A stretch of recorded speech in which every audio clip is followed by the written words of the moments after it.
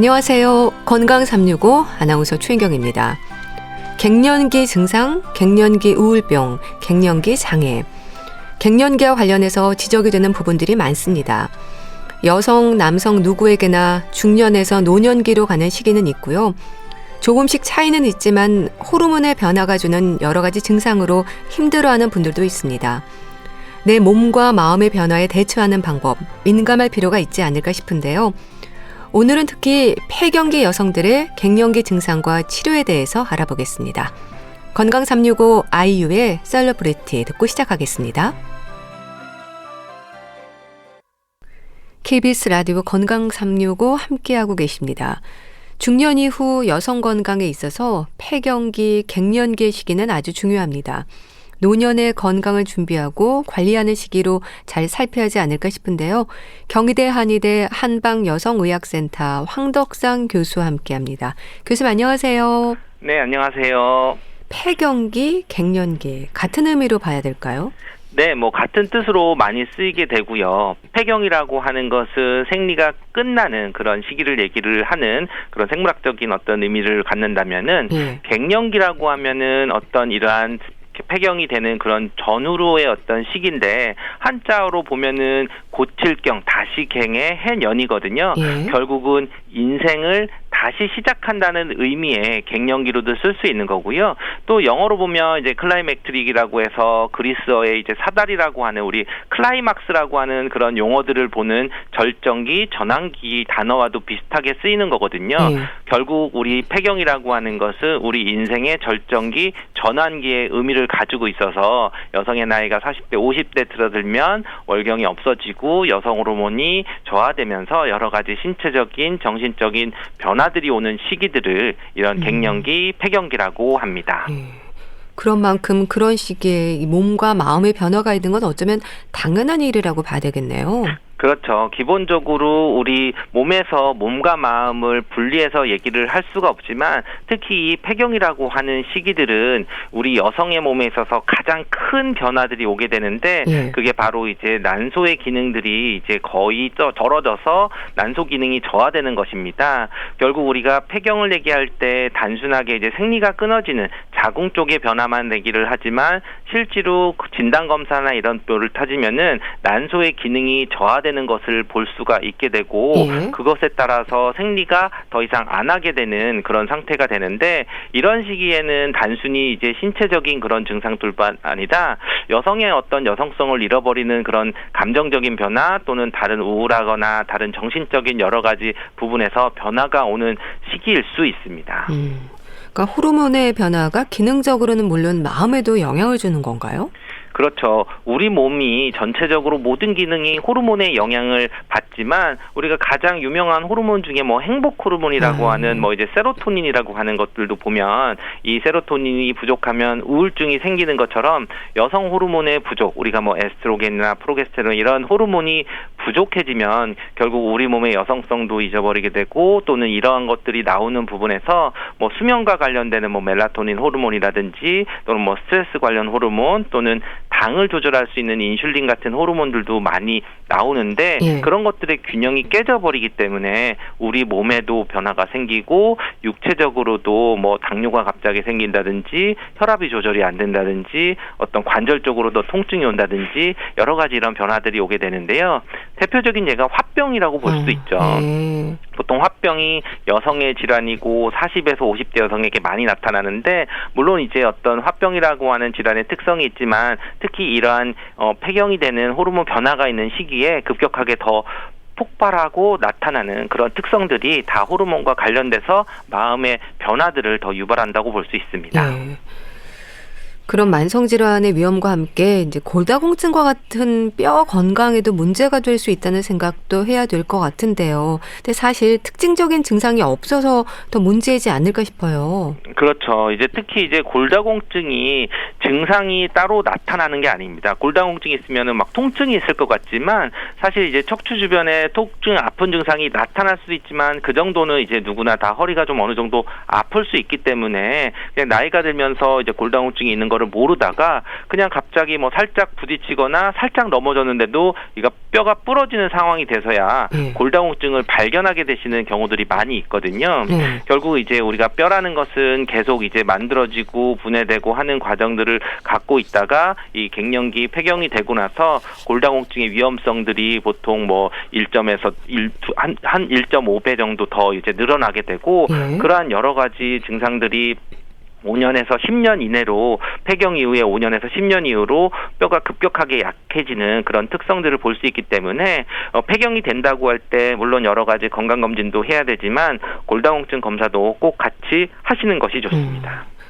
또 갱년기로 표현되는 의미로는 마음 건강이 강조가 되지 않습니까? 그럼 심리적인 변화 역시 호르몬과 연관이 되는 건가요? 그렇죠. 우리가 갱년기와 관련되는 여러 가지 갱년기 증후군의 뭐 안면홍조라든지 다양한 증상들도 있지만 정신적인 면에서 신경과민이라든지 또는 이제 요즘에는 또 갱년기 증상 중에 가장 좀 어려운 것 중에 하나가 이제 불면증이거든요. 뭐 불면증에 수면제를 먹어도 잘 안 되고 또 호르몬제를 같이 먹어도 안 되고 이럴 때는 여러 가지 병을 같이 좀 해야 되는 경우도 있고 또는 남성 갱년기가 와도 뭐 의욕이 상실된다든지 뭐 우울하다든지 또는 무기력하다든지 이런 것들이 남녀 공통적으로 나타날 수 있는 것들이 이런 심리적인 변화가 될 수가 있는 거고요. 그래서 이러한 경우들은 뭐 짧게는 몇 개월이고 길게는 뭐 5에서 10년까지도 지속이 될 수 있기 때문에 이러한 경우들이 심리적인 증상들도 같이 나타나는 경우들도 있습니다. 이런 폐경기에 나타날 수 있는 갱년기 증상들을 잘 이겨내야겠지만요. 또 나이를 인정하고 받아들이는 데서부터 노력이 좀 시작이 되는 게 아닐까 싶기도 합니다. 네, 맞습니다. 이 폐경이라고 하는 것을 어떻게 보면 좀 인식에 대해서 조금 다르게 생각해야 되는 부분도 있는데요. 뭐 갱년기 증후군, 뭐 폐경기 증후군 하니까 어떤 병에 갑자기 들은 것처럼 생각하면 너무나 슬플 수가 있거든요. 나는 자연스럽게 아픈 것도 아니고 잘 살아왔는데 어느 시기가 됐더니 갑자기 큰 병이 생긴 것처럼 생각할 수 있는데 이때 생각을 해야 되는 부분은 폐경이라고 하는 것은 절대 병이 아닙니다. 우리가 자연스럽게 노화되는 과정 중에 하나로 여성 호르몬이 줄어들면서 오는 생리적인 변화이지 어떤 내가 뭔가 잘못해서 오는 병적인 변화가 아니라는 점을 좀 생각을 해본다면 우리가 내가 이런 호르몬이 줄어드는 것을 인정을 하고 그런 줄어드는 과정에서 내가 어떤 우리가 사계절을 가면 환절기 때 봄이나 가을 이런 온도 변화 있을 때 여러 가지 질환이 많이 생기는 것처럼 갱년기, 폐경기도 어떻게 보면 인생에 있어서 이런 환절기에 해당하는 부분이기 때문에 이 시기만 잘 지나갈 수 있고 지혜롭게만 지나간다면은 건강해질 수 있는 이런 것을 좀 받아들이는 노력들을 하시고 충분히 검사도 미리 하고 뭐 필요하면 치료를 받고 하는 것이 중요한데 이러한 것을 받아들이는 그런 것들부터 이 폐경기에 대한 인식을 좋게 하고 잘 지나갈 수 있게 하는 방법이 될 수 있습니다. 그럼 갱년기에 나타날 수 있는 증상들, 진료실에서 만나는 환자들은 주로 어떤 부분들을 힘들어하세요? 그렇죠. 이게 시기에 따라서 세대가 변함에 따라서 조금 다를 수 있는데요. 예전에는 이제 주로 화병 증상들을 많이 나타나서 억울하다, 화가 난다, 분노가 치민다 또는 이런 쪽으로 얘기를 많이 하셨던 때가 있었고요. 그렇지만 또 이런 부분들은 시대가 변하면서 또 많이 바뀌면서 어떤 때는 이제 안면홍조, 상열감 또는 뭐 땀이 많이 나고 얼굴이 붉어져서 뭐 일상생활하는데 뭐 창피해서 사람들을 못 만나겠다라고 할 정도로 이런 안면홍조적인 증상들이 나타날 수도 있고요. 또 이제 어느 순간부터는 갑자기 뭐 살이 찌고 살이 안 빠지고 복부 쪽으로 살이 찌면서 이제 체중이 느는 게 걱정이 돼서 이렇게 나타나시는데요. 결국 이제 이런 것처럼 갱년기 증상들은 다양하게 증상들이 나타날 수가 있고 보통 혈관 운동성 증상이라 그래서 가장 많이 나타나는 것이 안면 홍조라든지 뭐 땀이 난다든지 또는 이제 가슴이 두근거리면서 또는 근육통이나 관절통이 올 수도 있고 또는 이제 감정적인 변화들이 여러 가지로 다양하게 나타날 수 있습니다. 참 경험하는 증상들이 워낙 다양한데요. 근데 또 갱년기 증상을 전혀 모르고 지나는 분들도 있습니다. 이건 어떤 차이인지도 궁금한데요.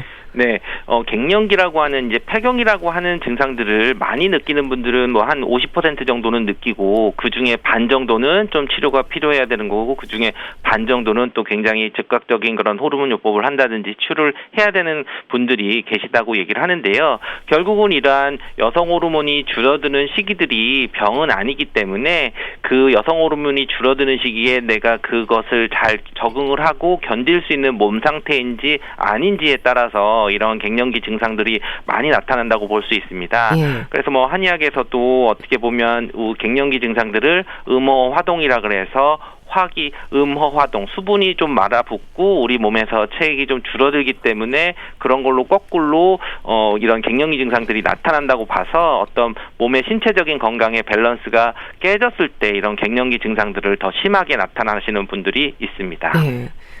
참 말씀대로 호르몬 감소를 채우기보다 이제 나이로 인한 어쩔 수 없는 상태를 받아들이고 적응하는 것, 갱년기를 건강하게 지나는 방법이지 않을까 싶은데요.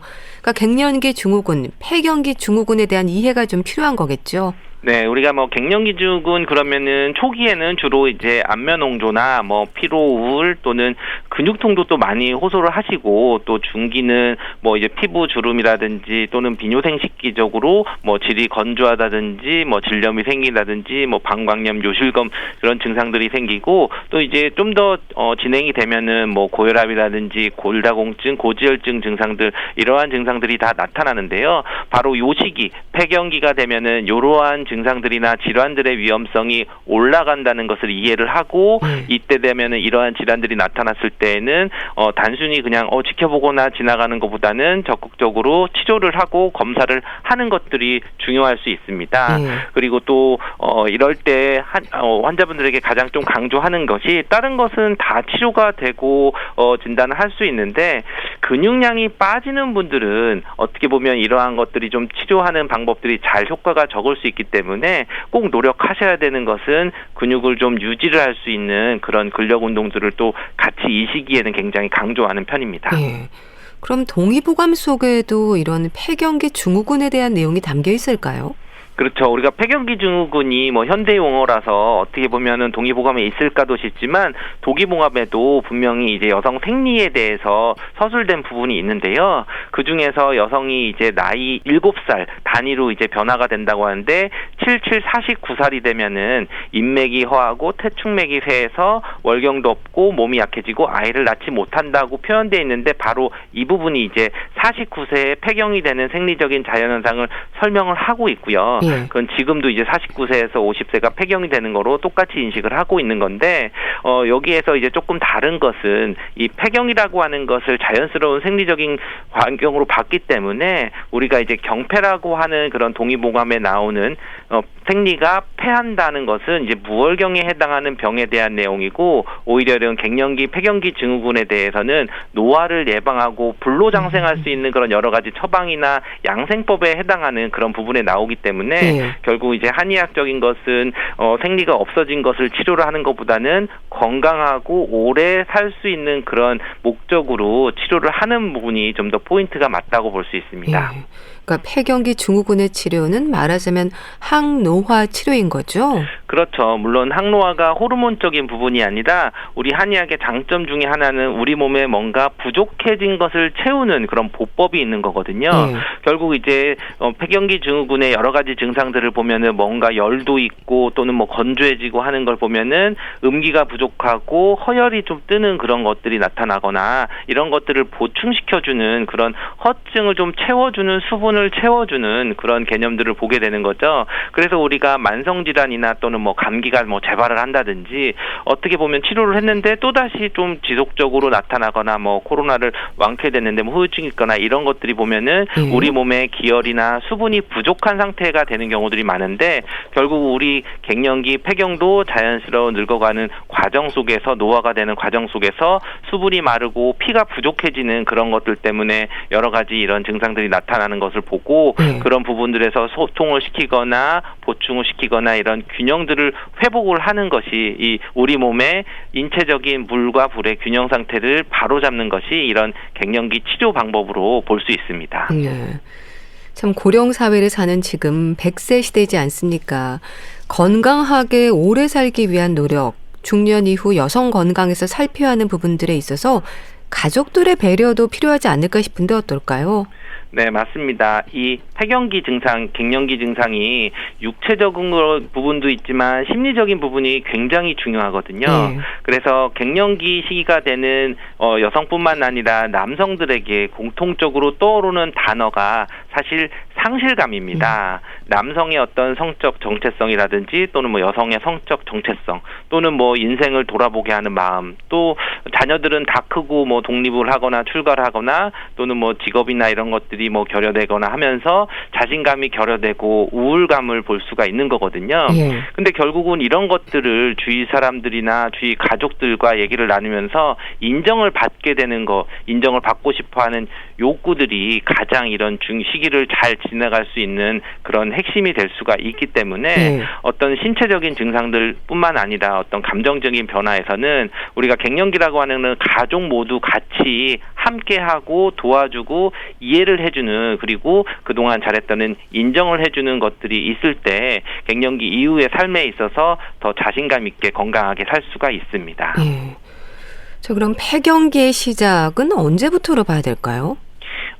갱년기 어떤 폐경이라고 하는 것은 이제 그런 여성 출혈적인 부분에 있어서 보통 이제 40에서 50세가 되면 생리가 끊어질 수 있는데 이럴 때 좀 오해를 하시는 게 나는 생리를 계속하는데 폐경이 아닐 거야라고도 얘기를 하시는데 우리가 이런 여성 호르몬이 우리가 다시 얘기하면 초경 같은 경우에도 초경을 했지만 바로 따박따박 한 달에 한 번씩 생리를 하지 않고 어느 정도 이제 중고등학생들을 지나가면서 몇 년 동안 이 여성 호르몬 체계가 완성이 되는 거거든요. 그러면 마찬가지로 폐경이 될 때도 이 여성 호르몬이 뭔가 줄어들면서 왔다 갔다 이제 변화되는 거기 때문에 뭐 40대 초반부터, 빠른 분들은 40대 초반부터 이제 갱년기 증상이 오고 뭐 생리가 갑자기 불순해진다든지 이렇게 올 수가 있고요. 그리고 또 이제 오히려 또 폐경은 되고 난소의 기능들은 저하가 돼서 배란은 안 되는 그런 폐경 상태가 됐는데 또 50이 넘어서 뭐 55세나 6세까지도 계속 월경을 지속되는 경우들이 있는데 나는 그러니까 생리를 하니까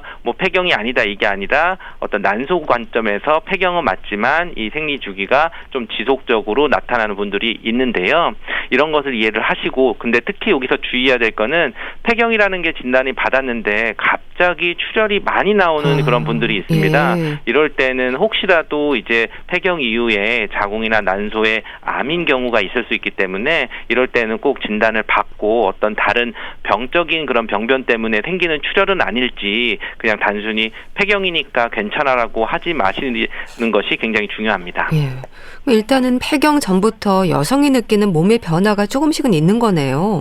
그렇죠. 우리가 뭐 폐경기 증후군, 갱년기 증후군 해서 그런 증상들은 다 다른데 뭐 피로감을 더 느낀다든지 갑자기 이제 체중이 뭐 계속 뭐 늘어서 오히려 예전에는 조금만 다이어트를 하거나 뭐 며칠만 굶어도 오히려 뭐 살이 빠졌는데 어느 순간부터 살도 잘 안 빠지고 특히 이때 특징적으로는 이제 복부 비만, 이제 배 쪽으로 좀 비만이 많이 생기면서 여러 가지 증상들이 나타날 수도 있고, 또 이제 오해를 하시는 것 중에 하나는 나는 혈압이 정상이었고 저혈압이었는데 갑자기 어느 순간 혈압 쟀더니 혈압이 자꾸 올라가는 고혈압으로 나타나는 그런 증상들이 있을 때 이런 것이 이제 갱년기 증상과 관련돼서 이제 혈압이 잘 조절이 안 되는 고혈압으로 생길 수가 있기 때문에 정기적인 그런 혈압 검사를 하거나 건강 검진을 하시는 것이 굉장히 중요할 수 있습니다.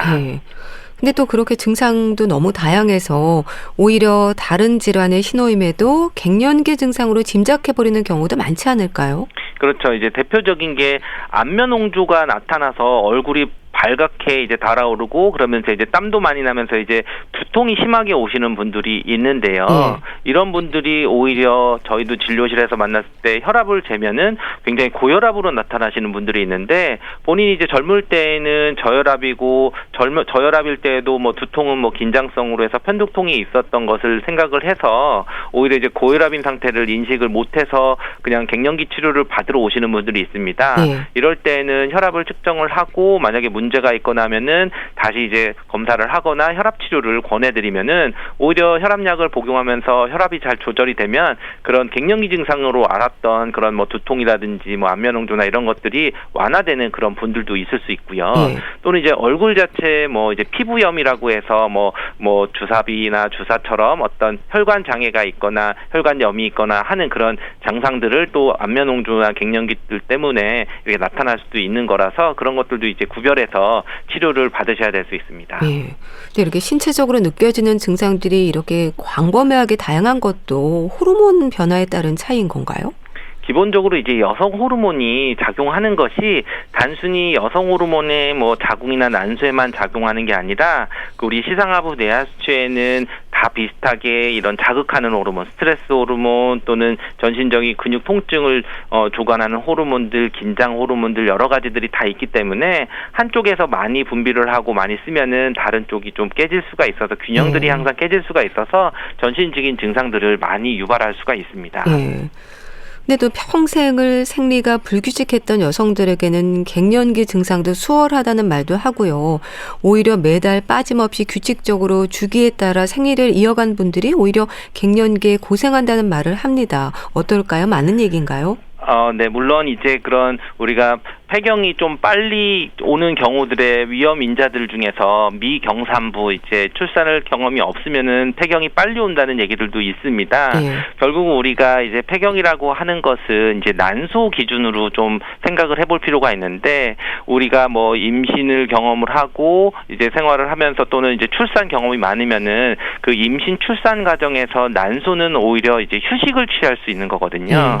물론 이제 우리가 태어날 때 내가 만들어지는 난소 속에 있는 그 난자 기능들은 정해져 있는 거고 배란할 수 있는 것들은 개수가 정해져 있는 거기 때문에 한의학에서는 그걸 이제 선천직이라고 해서 내가 만들어질 때 태어나는 그 위에서부터 받은 건강한 체력이라고도 볼 수 있고 또 후천적으로 뭐 배란을 많이 했느냐 규칙적으로 했느냐 이런 것들 또는 임신을 하면서 휴식을 취했느냐 이런 면으로도 생각할 수 있는데 사람마다 좀 다른 거고요. 그렇지만 이제 그런 부분보다도 일상적인 내가 먹고 자고 또는 뭐 운동을 하거나 뭐 다이어트를 심하게 한다든지 또는 스트레스를 많았다든지 이런 것들에 의해서도 여러 가지 이런 호르몬들 변화들을 볼 수가 있기 때문에 이것은 단순히 뭐 한 가지로만 설명할 수는 없습니다.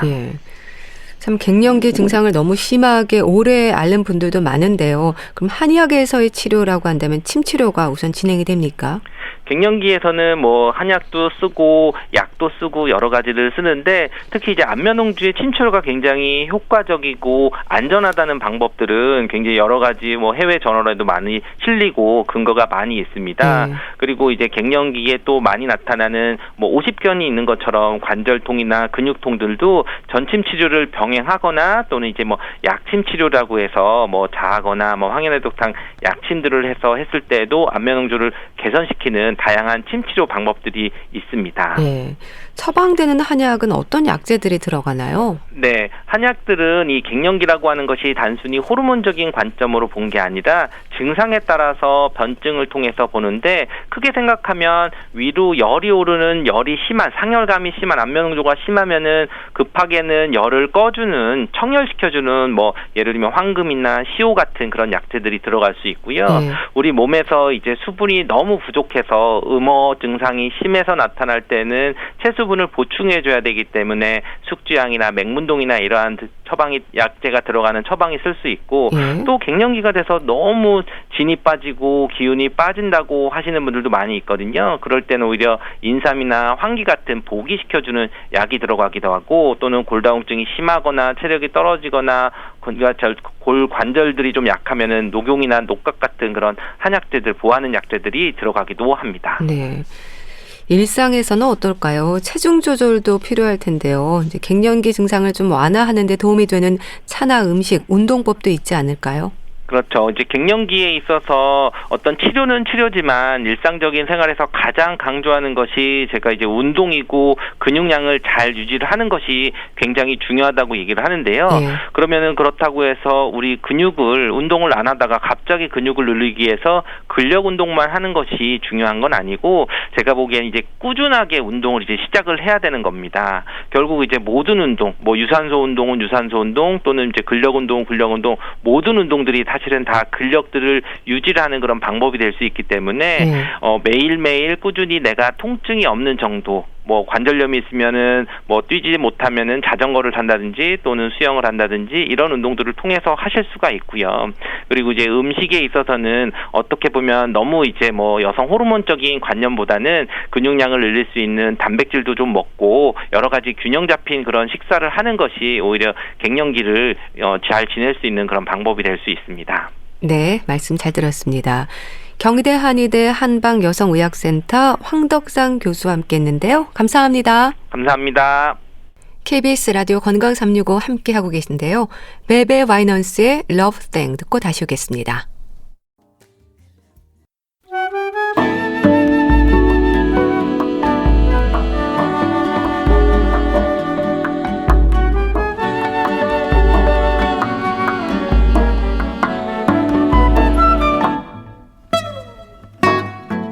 건강한 하루의 시작.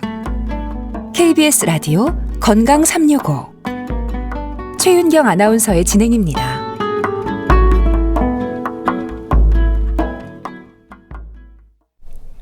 KBS 라디오 건강 365 함께하고 계십니다. 북컬럼니스트 홍순철 씨가 소개해 주시는 건강책 정보 오늘도 잘해 주셨습니다. 안녕하세요. 네, 안녕하세요. 오늘 소개해 주실 책은 제목이 하버드식 호흡의 기술이네요. 하버드식 호흡이 뭘까요? 좀 억지스럽긴 하죠. 저도 제목을 보고 약간 불편했습니다. 네. 우리나라에 하버드 마케팅이라고 하는 게 있어요. 네. 뭐든지 하버드만 갖다 붙이면 잘 팔리는 그런 현상이 있어서 책의 제목이 이렇게 정해지지 않았나 싶은데요. 네. 하버드식 호흡의 기술. 호흡의 기술인데 이 책을 쓴 저자분께서 하버드에서 학생들을 가르친 적이 있습니다. 그래서 하버드식 호흡의 기술이란 제목이 붙었는데요. 네. 우리가 스트레스에 시달리거나 뭔가 좀 답답하고 막 그럴 때 호흡의 중요성 강조하잖아요. 네. 호흡을 천천히 해보세요. 크게 호흡하세요. 이런 이야기 합니다. 사실 우리가 스트레스에 시달리고 있을 때 여러 가지 이유들이 있지만 뭐 기분이 들쭉날쭉한다던가 아니면 건강에 문제가 있는 건 아닌지 파악하기 어려운 상태들이 있습니다. 예. 그런데 어쨌든 우리가 컨디션이 나쁘거나 좀 스트레스가 있다면 이걸 해소를 해야 되는데 책에서 이 스트레스 해소에 가장 효과적인 게 바로 호흡이다라고 이야기하고 있는 겁니다. 예.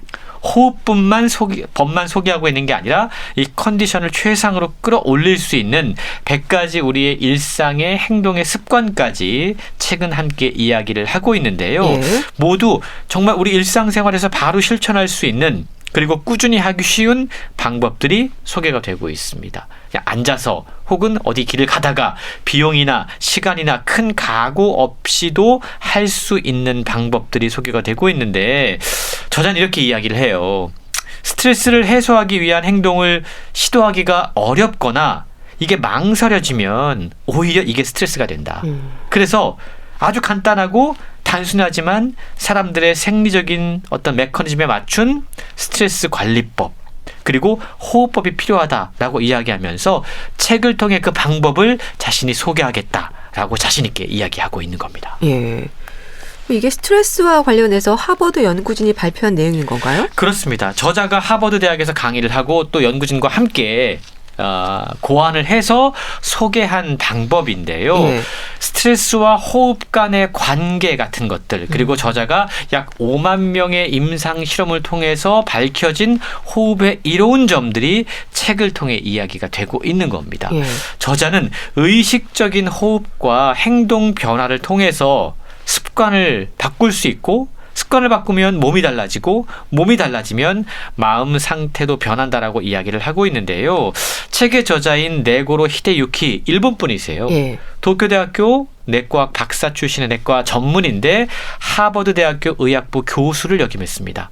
그때 함께 연구한 내용들 그걸 지금 일본에서 실행을 하고 있고 그 내용을 책을 통해 이야기를 하고 있는 건데 예. 저자는 내과학, 신장병학, 안티에이징 의학, 수면의학에서 최첨단 임상 연구를 진두지휘하면서 국제적으로 활약 중입니다.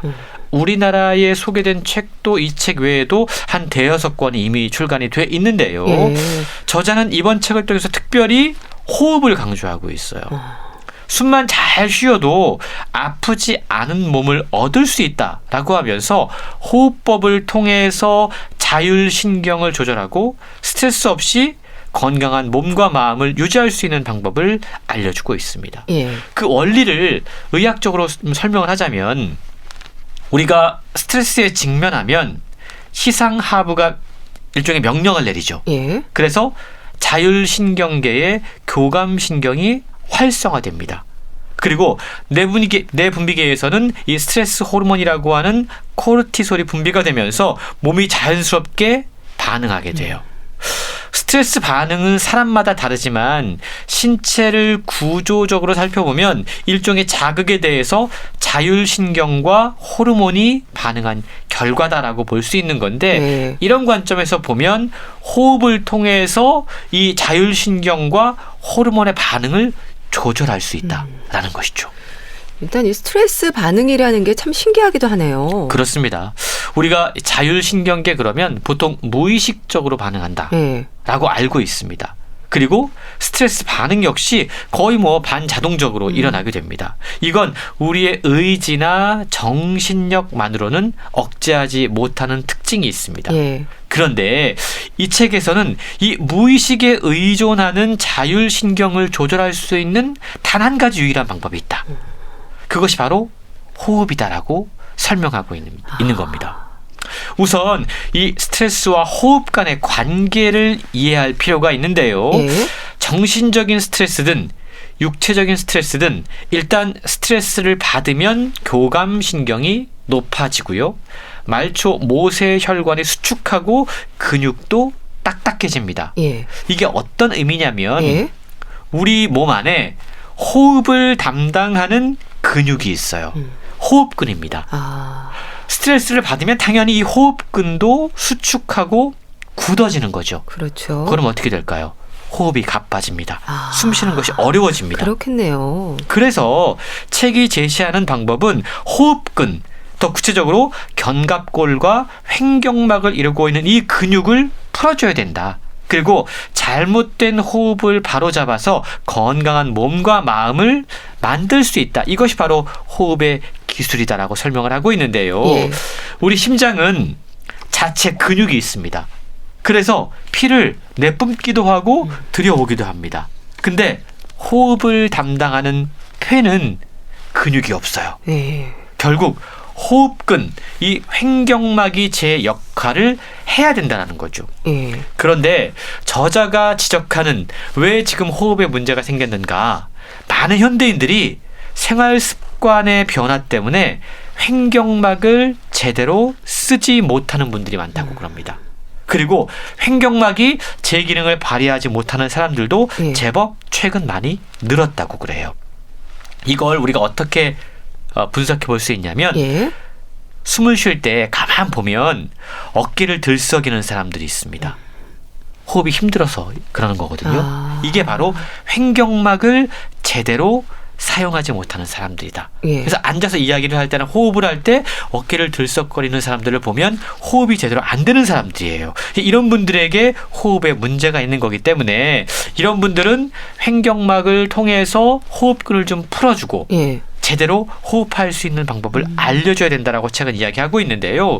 우리가 호흡은 저자는 크게 두 가지로 구분하고 있습니다. 예. 흉식 호흡과 복식 호흡이에요. 흉식 호흡은요, 낮에 활동할 때 필요한 일반적인 호흡입니다. 우리가 낮에 활동하면서 막 무의식적으로 호흡을 하는데 보통 이럴 때 우리는 흉식 호흡을 한다고 그래요.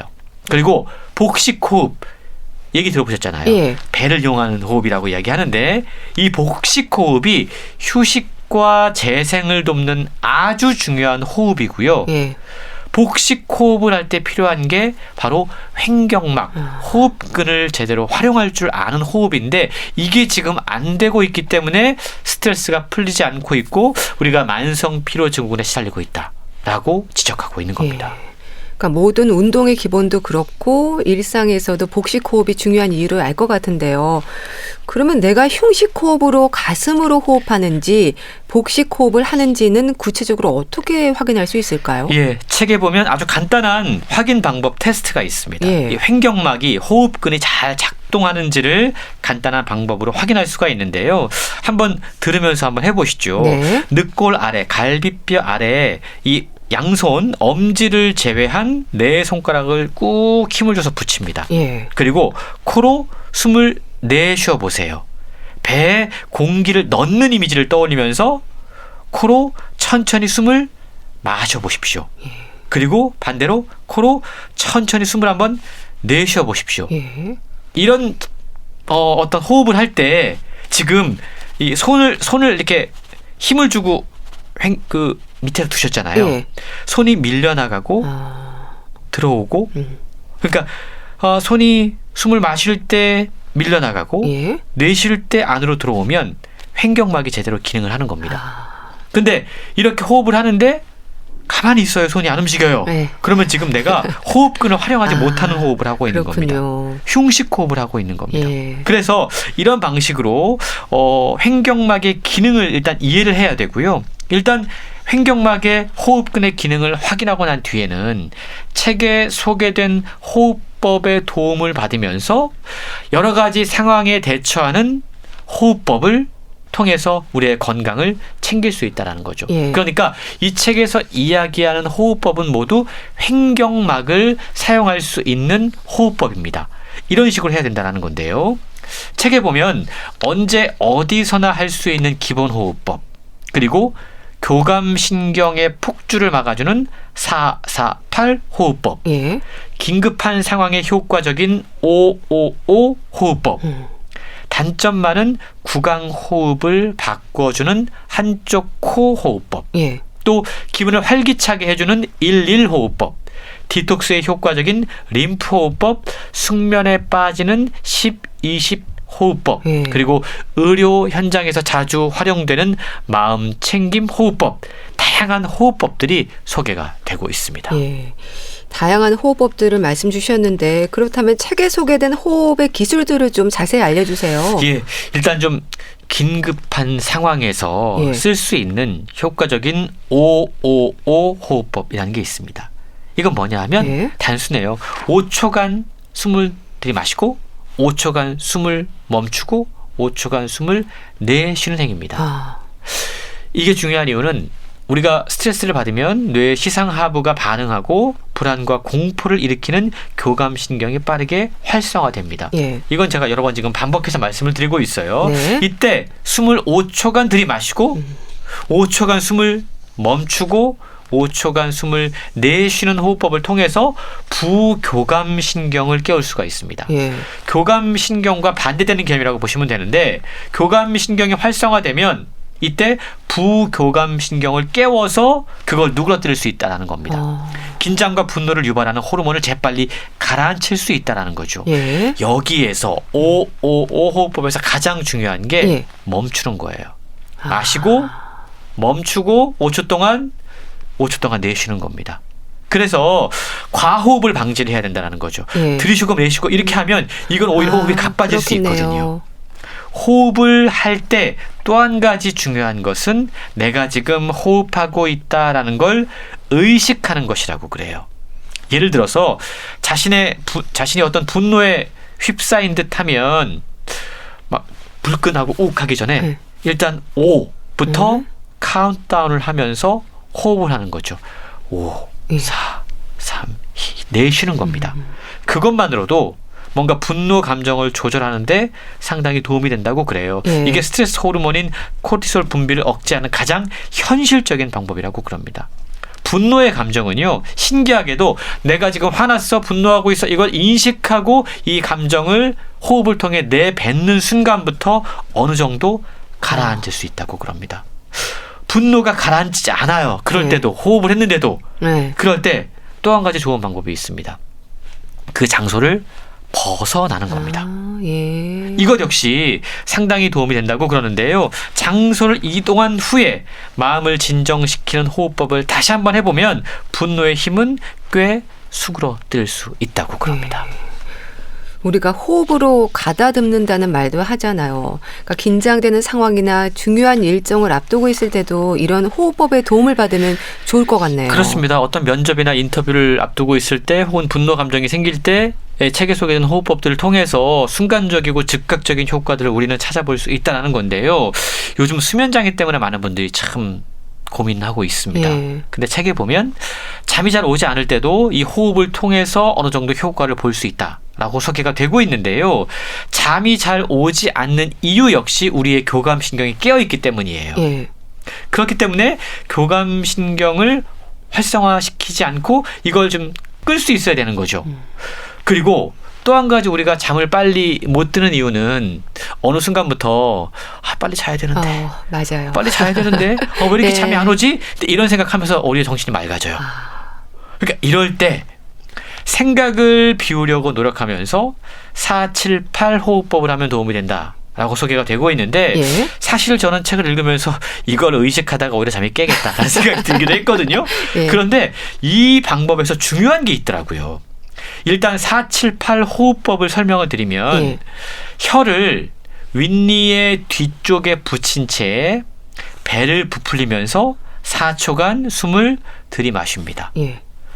여기서 중요한 것 7초간 숨을 참아요. 그리고 8초간 내쉽니다. 예.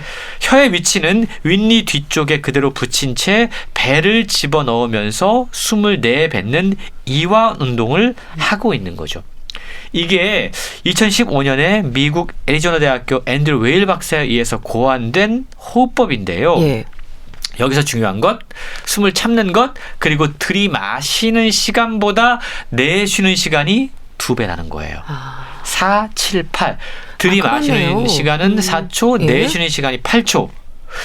바로 제가 아까 이걸 내가 의식하다가 잠이 더 깨지라는 생각을 했는데 예. 너무 지나치게 시간에 의식하지 마시고요. 예. 내가 평소보다 더 길게 호흡을 내뱉는다 라는 생각만으로도 실제로 이 효과를 볼 수가 있습니다.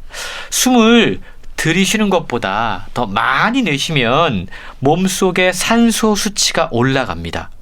이산화탄소 수치가 감소해요. 예. 이렇게 되면 체내 산소량이 많아지면서 부교감신경이 활성화된다고 그럽니다.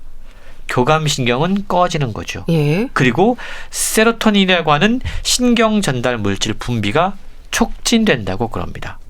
이 세로토닌이 신비한 게 잠 잘 오는 신경 전달 물질인 멜라토닌으로 전환된다고 그래요. 예. 중요한 건 잘 자고 싶다면 호흡법만 신경 써서는 안 됩니다. 또 한 가지, 잠이 잘 오는 환경을 함께 조성하는 것도 중요하다고 이야기를 하고 있는데 예. 일단 적당히 어둡게 만들고 너무 어두워도 안 된다고 그래요. 예. 조용하게 만들고 공기 소통이 잘 되면서 편안한 실내 온도가 유지되도록 하는 것이 좋다. 그리고 정말 중요한 것, 예. 시계는 가능한 잠자리에서 보이지 않는 곳에 예. 스마트폰도 마찬가지로 멀리 두는 것이 숙면에 도움이 된다. 이 조언 역시 우리가 새겨들으면 좋을 것 같습니다. 예. 호흡이 참 여러 가지 일을 하고 그만큼 중요하다는 생각을 새삼 하게 되는데요. 그러니까 호흡법과 호르몬도 연결이 되네요. 그렇습니다. 호흡법을 통해서 부교감신경을 깨우기도 하고 호르몬 분비에 도움을 줄 수 있다는 건데요. 저자는 우리가 힘들 때, 어려울 때, 건강상의 문제가 생겼을 때 기분 전환의 일종의 스위치가 될 만한 행동을 해야 되는데 예. 그게 바로 호흡이다. 의식적인 호흡만으로도 또는 어떠한 특정한 행동의 변화만으로도 아주 중요한 스위치가 될 수 있다라고 이야기를 하고 있습니다.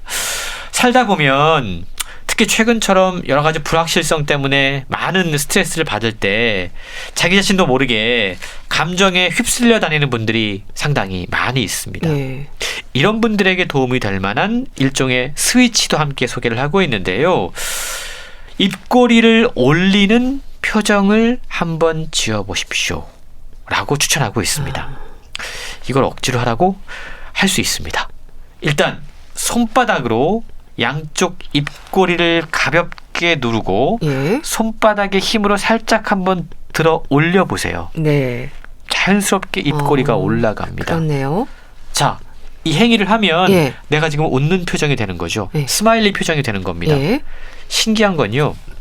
이러한 얼굴의 표정의 변화만으로도 우리 뇌가 웃었다 라고 착각을 해서 세로토닌 스위치가 켜진다고 그럽니다. 예. 행복 호르몬이라고 하는 이 세로토닌은 스트레스에 저항할 때 큰 역할을 하게 되죠. 이걸 높이는 방법으로 예. 햇빛 쐐기라던가 걷기라던가 껌 씹기. 예. 껌 씹기로 아. 계속 얼굴 동작을 바꿀 수 있으니까요. 그러네요. 그리고 특별히 이걸 추천하는 시간대는 아침과 낮 사이에 하면 도움이 된다라고 이야기를 하고 있는데 예. 이렇게 호흡법 이외에도 단순한 행동 변화 스위치를 통해서 우리는 일상 가운데 건강을 챙기는 사소한 변화들을 할 수가 있는 겁니다. 예. 참 호흡을 신경 써서 이렇게 해보는 것도 좋은 습관을 위한 방법이겠어요. 하버드식 호흡의 기술 잘 들었습니다. 북컬럼니스트 홍순철 씨 감사합니다. 고맙습니다.